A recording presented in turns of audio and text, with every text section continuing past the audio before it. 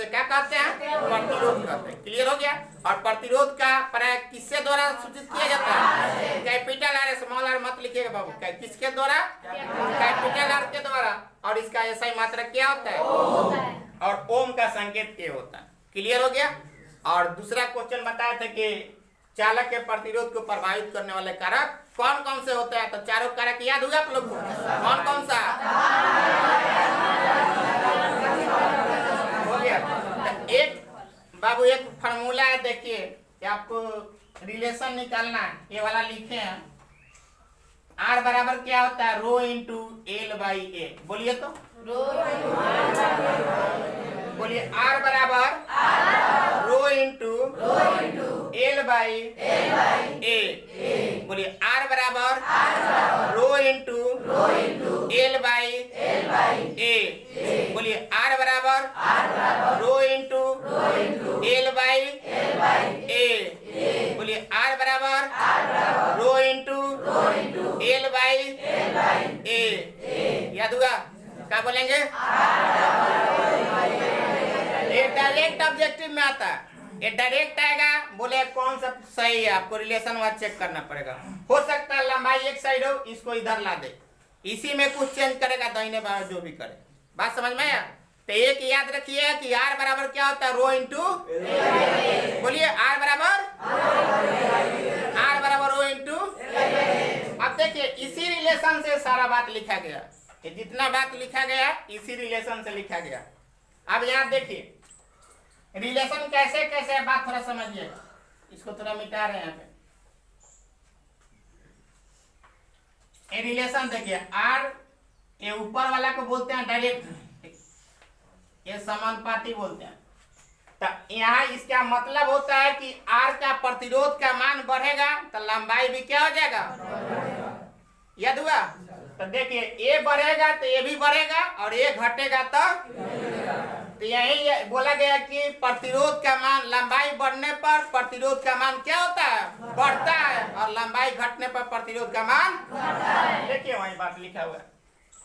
चालक के तार की लंबाई बढ़ने पर प्रतिरोध क्या होता है? बढ़ता है, और घटने पर क्या होता है? रट्टा नहीं मारना, यहाँ से याद रखिएगा। आर प्रतिरोध होता है और एल क्या होता है? लंबाई होता है। तो चालक के तार का प्रतिरोध अगर बढ़ेगा तो लंबाई भी क्या हो जाएगा? बढ़ेगा। अगर चालक के प्रतिरोध घटेगा तो लंबाई भी क्या हो जाएगा? यहाँ तक क्लियर हुआ? किसी बच्चे को दिक्कत? अब सर बाबू यहाँ पे देखिएगा दूसरा रिलेशन, ये वाला ए आर, इसको व्युत्क्रमणपाती बोलते हैं। ए के मतलब इंग्लिश में एरिया बोलते हैं, हिंदी में क्षेत्रफल। क्या बोलते हैं?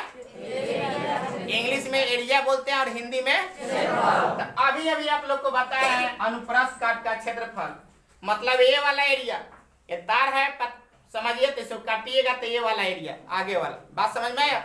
ये देखिए उल्टा रिलेशन है, अगर ई बढ़ेगा तो ई घटेगा, अगर ई घटेगा तो ई बढ़ेगा। यही बात लिखा हुआ है, ध्यान से समझिएगा। अगर चालक अनुप्रस्थ काट के चालक के प्रतिरोध अगर बढ़ेगा तो उसका क्षेत्रफल क्या हो जाएगा? अगर क्षेत्रफल घटेगा तो प्रतिरोध क्या हो जाएगा?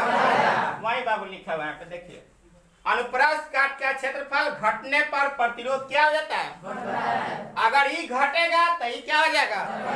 तो यही बात लिखा हुआ है कि अनुप्रस्थ काट का क्षेत्रफल अगर घटेगा तो प्रतिरोध क्या हो जाएगा? बढ़ेगा। अगर अनुप्रस्थ काट का क्षेत्रफल बढ़ेगा तो प्रतिरोध क्या हो जाएगा? क्लियर हो गया यहाँ तक? कोई दिक्कत? तो दोनों बात रटिएगा मत। पहला पॉइंट बताया गया कि अगर चालक के तार की लंबाई बढ़ेगा तो प्रतिरोध का मान बढ़ेगा, अगर चालक के तार की लंबाई घटेगा तो प्रतिरोध क्या हो जाएगा? ये सीधा रिलेशन होता है बाबू। अगर एक बढ़ा तो ये भी बढ़ेगा, ये घटा तो ये भी घटेगा। ये उल्टा रिलेशन होता है, ये बढ़ेगा तो ये घटेगा, ये घटेगा तो ये बढ़ेगा। तो इसको बोलेंगे अगर चालक के अनुप्रस्थ काट का क्षेत्रफल बढ़ेगा तो प्रतिरोध घटेगा, अगर अनुप्रस्थ काट का क्षेत्रफल घटेगा तो प्रतिरोध क्या हो जाएगा? यहाँ तक क्लियर हुआ? और तीसरा बताए, ये रो जो होता है बाबू पदार्थ की प्रकृति होता है। क्या बोलते हैं? इसका मतलब हुआ कि अलग अलग धातु के तार का प्रतिरोध अलग अलग होता है। क्लियर हो गया तीनों पॉइंट? तो तीनों बात याद हो गया आप लोग को? पहला बात, अगर चालक के तार की लंबाई बढ़ेगा तो प्रतिरोध क्या हो जाएगा, और घटेगा तो घटेगा। दूसरा बात बताया कि अनुप्रस्थ काट का क्षेत्रफल अगर बढ़ेगा तो प्रतिरोध क्या होगा, और घटेगा तो घटेगा। जस्ट उल्टा हो गया, ई बढ़ा तो ई घटा, ई घटा तो ई बढ़ा।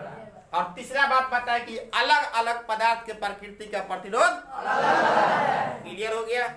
और बाबू तापमान बढ़ने पर प्रतिरोध क्या होता है, बढ़ता है, और तापमान घटने पर प्रतिरोध बढ़ता है। ये चारों पॉइंट याद नहीं करना, बस यहाँ से आप लोग याद रखिएगा।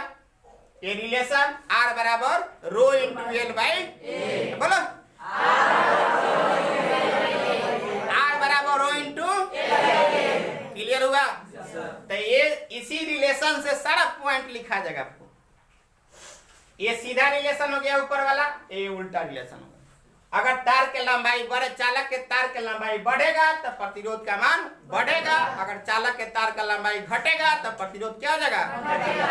दूसरा बात, अगर चालक के अनुप्रस्थ काट का क्षेत्रफल बढ़ेगा तो प्रतिरोध क्या हो जाएगा, घटेगा, अगर अनुप्रस्थ काट का क्षेत्रफल घटेगा तो प्रतिरोध क्या हो जाएगा। और अलग अलग धातु के तार का प्रतिरोध क्या होता है, और तापमान बढ़ने पर प्रतिरोध बढ़ता है, और तापमान घटने पर प्रतिरोध धुआं धुआं हो जाएगा। बस खाली पॉइंट वहीं याद रखना, रटने की कोई जरूरत नहीं। क्लियर हो गया बात। और प्रतिरोध क्या करता है, विद्युत धारा का उसे क्या कहा जाता है, और प्रतिरोध का संकेत क्या होता है, कैपिटल R क्या होता है, और इसका एसआई मात्रक ऑब्जेक्टिव आता है। ऑब्जेक्टिव एक प्रतिरोध का एसआई मात्रक आता है। दूसरा ये रिलेशन बाबू आता है, ये डायरेक्ट सूत्र देगा कि कौन सही है। तीसरा ऑब्जेक्टिव क्वेश्चन दे देगा कि चालक का प्रतिरोध बढ़ेगा तो चालक की लंबाई बढ़ेगा तो उसका प्रतिरोध क्या होगा, तो क्या हो जाएगा, बढ़ेगा। अगर चालक की लंबाई घटेगा तो प्रतिरोध घटेगा। अगर चालक के अनुप्रस्थ काट का क्षेत्रफल बढ़ेगा तो प्रतिरोध क्या हो जाएगा, घटेगा। अगर चालक के अनुप्रस्थ काट का क्षेत्रफल बढ़ेगा तो प्रतिरोध घटेगा, घटेगा तो बढ़ेगा। और अलग अलग धातु के तार का प्रतिरोध क्या होता है। और चौथा पॉइंट बताया कि तापमान बढ़ने पर प्रतिरोध बढ़ता है, और तापमान घटने पर प्रतिरोध घटता है। क्लियर हो गया यहाँ तक, किसी कोई दिक्कत। तो प्रतिरोध के मतलब एक लाइन में याद रखिएगा, जो विद्युत धारा का विरोध करता है प्रतिरोध कहलाता है, और उसका संकेत R होता है, कैपिटल R, और इसका एसआई मात्रा क्या होता है। किसी को कोई दिक्कत है, याद हो गया, ठीक है। अरे प्रतिरोध का प्रतीक है बाबू, बताएंगे चर क्या होता है, अचर क्या होता है। ये वाला प्रतिरोध का संकेत है। इसको थोड़ा संकेत भी पूछता है कि कौन चर है कौन अचर है, तो ये बता देंगे। फिर क्रॉस वाला अगला ओम के नियम में बताएंगे इसको, बेटा बहुत अच्छा।